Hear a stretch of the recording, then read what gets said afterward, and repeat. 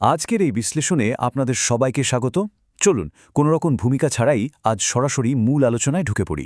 আজ আমরা ভীষণ ছোট্ট কিন্তু গভীরভাবে ভাবিয়ে তোলার মতো একটি ক্লাসিক গল্প নিয়ে কথা বলবো। গল্পের নাম ছেলেরা এবং ব্যাং বা the boys and the frogs.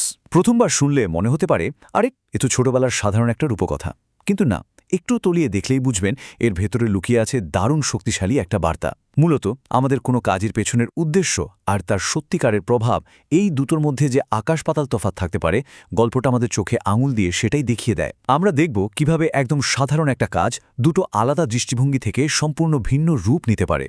শুরুতেই সবচেয়ে চমকপ্রদ বিষয়টা একটু খেয়াল করুন। এই গল্পের একেবারে মূল দ্বন্দ্বটা কিন্তু এখানেই। একটু ভাবুন তো, একই জায়গা, একই সময়, অথচ দুটো সম্পূর্ণ আলাদা বাস্তবতা। একদিকে জলের ঠিক ওপরে রয়েছে বেশ কিছু ছেলে, যাদের কাছে পুরো বিষয়টা নিছকই আনন্দ আর নিখাদ মজা। অন্যদিকে ঠিক একই সময়ে জলের নিচে থাকা প্রাণীদের কাছে সেটাই আবার নিদারুণ মৃত্যু ভয়। একই ঘটনা কিভাবে দুটো ভিন্ন গোষ্ঠীর কাছে এমন বিপরীতমুখী অভিজ্ঞতা তৈরি করে, গল্পটা চমৎকারভাবে সেই দিকটায় তুলে ধরেছে। তো চলুন জলের ওপরের সেই বাস্তবতা দিয়েই শুরু করা যাক। 1 নম্বর, একটি নিরীহা খেলা, উপরের দৃশ্য। চলুন পুরো ঘটনাটা একটু ধাপে ধাপে ভিজুয়ালাইজ করার চেষ্টা করি। সব কিছু শুরু হচ্ছে খুব সাধারণ সুন্দর একটা দৃশ্য দিয়ে। চমৎকার একটা দিন, পুকুরের পাড়ে কিছু ছেলে খেলতে এসেছে। এটা হলো প্রথম ধাপ। দ্বিতীয় ধাপে তারা কি করল? তারা মজা করে পুকুরে পাথর ছুঁড়তে শুরু করল। তৃতীয় ধাপে ওই ছোঁড়া পাথরগুলো জলের ওপর দিয়ে লাফিয়ে লাফিয়ে এগিয়ে যেতে লাগলো, যেটাকে আমরা অনেক সময় স্কিপিং স্টোনস বা ব্যাঙাচি খেলা বলে থাকি। ওপর থেকে দেখলে মনে হবে বাহ কি চমৎকার, নির্দোষ একটা খেলা, তাই না? কিন্তু আসল ঘটনাটা ঘটে যায় চতুর্থ ধাপে গিয়ে। ওপরের এই মজার খেলার কারণেই জলের নিচে শুরু হয় এক অকল্পনীয় আতঙ্ক।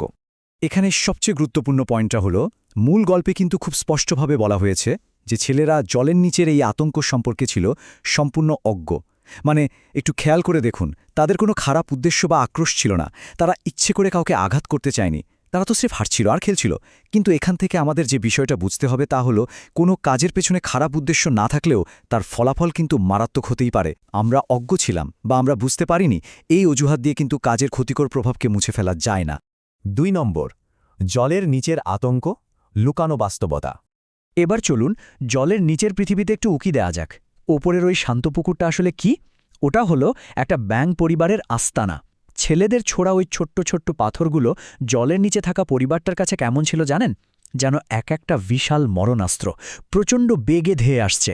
ওপরের পৃথিবীতে যা ছিল শুধুমাত্র একটা মজার খেলা, নিচের পৃথিবীতে সেটাই হয়ে দাঁড়িয়েছিল রীতিমতো এক ধ্বংসযজ্ঞ। নিরীহ ব্যাঙগুলো তাদের জীবন নিয়ে ভয়ে থরথর করে কাঁপছিল। ভাবলে অবাক লাগে না, শুধুমাত্র দৃষ্টিভঙ্গির পার্থক্যে একটা নির্দোষ খেলাও কত ভয়ঙ্কর রূপ নিতে পারে।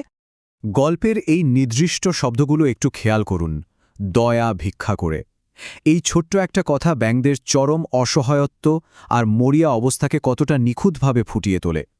নিজেদের বাঁচার আর কোনো উপায় তাদের হাতে ছিল না। তারা পুরোপুরি ওই ছেলেদের দয়ার ওপর নির্ভরশীল হয়ে পড়েছিল। এই অসহায়ত্বটা আমাদের খুব জরুরি একটা বিষয় মনে করিয়ে দেয়। ক্ষমতা বা সুবিধার জায়গায় থাকলে আমরা অনেক সময়ই বুঝতে পারি না যে আমাদের খুব সাধারণ একটা কাজও কিভাবে অন্যদের চরম অস্তিত্বের সংকটে ফেলে দিচ্ছে। 3 নম্বর, সাহসের ডাক, নীরবতা ভাঙা। ঠিক এই চরম মুহূর্তে গল্পের অপ্রত্যাশিত এক নায়কের সাথে আমাদের পরিচয় ঘটে। তিনি হলেন সবচেয়ে বয়স্ক ব্যাঙ। গল্পে তাকে সবচেয়ে প্রবীণ এবং সাহসী হিসেবে বর্ণনা করা হয়েছে। একবার ভেবে দেখুন তো, নিজের প্রাণ যেখানে হুমকির মুখে, চারিদিকে যেখানে মরণাস্ত্র উড়ে আসছে, সেখানে জলের ওপর মাথা তুলে ওই বিশাল আকৃতির মানুষদের সামনে কথা বলতে ঠিক কতটা সাহসের প্রয়োজন। এই প্রবীণ ব্যাঙটি তার পুরো পরিবারকে বাঁচাতে নিজের জীবন বাজি রেখে সেই নীরবতা ভাঙার একটা যুগান্তকারী সিদ্ধান্ত নেয়। সবচেয়ে বয়স্ক ব্যাঙটি জলের ওপর মাথা তুলে ঠিক এই কথাগুলোই বলেছিল, দয়া করে তোমাদের এই নিষ্ঠুর খেলা বন্ধ করো, এতে তোমাদের মজা লাগলেও আমাদের মৃত্যু হবে। এই একটা মাত্র বাক্যের মাধ্যমে ব্যাঙটি যেন দুটো সম্পূর্ণ আলাদা জগৎকে এক সুতোয় বেঁধে ফেলে। সে ছেলেদের পরিষ্কার জানিয়ে দেয় যে তাদের ওই হাসি খুশি মজার খেলাটা আসলে অন্য একটা প্রাণীর জীবনের শেষ অধ্যায় লিখে দিচ্ছে। এটা এতটাই আবেগঘন একটা মুহূর্ত যা যে কাউকে নিজের কাজের প্রভাব নিয়ে নতুন করে ভাবতে বাধ্য করবে। দেখুন, একটা মাত্র শব্দ কিভাবে পুরো পরিস্থিতিকে বদলে দেয়। ব্যাঙটি যখন বিষয়টিকে নিষ্ঠুর খেলা বলে আখ্যায়িত করল, ঠিক সেই মুহূর্তেই ছেলেদের ওই নিরীহ মজাটা একটা নৈতিক অপরাধের রূপ নিয়ে নিল। ছেলেরা হয়তো ঘুণাক্ষরেও ভাবেনি যে তারা কোনো নিষ্ঠুর কাজ করছে, কিন্তু ব্যাঙের এই ডাকটা তাদের বাধ্য করল নিজেদের কাজকে নতুন একটা দৃষ্টিভঙ্গি থেকে দেখতে। আসলে সত্য যখন সামনে আসে দাঁড়ায়, তখন তা আমাদের আরামদায়ক অজ্ঞতার খোলসটাকে একেবারে ভেঙে চুরমার করে দেয়।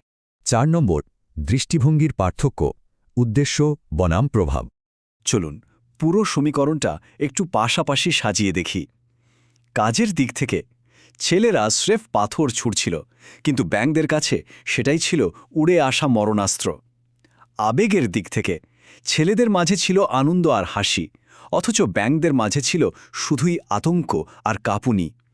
আর ফলাফলের দিক থেকে যদি দেখেন, যা ছিল এক পক্ষের নিরীহ মজা, তাই ছিল অন্য পক্ষের নিশ্চিত মৃত্যু। একেবারে মেরুপ্রতিম দুটো অভিজ্ঞতা।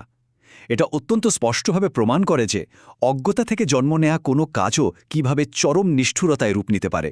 সুতরাং এই পুরো গল্পটা থেকে আমাদের সবচেয়ে বড় শিক্ষাটা কি?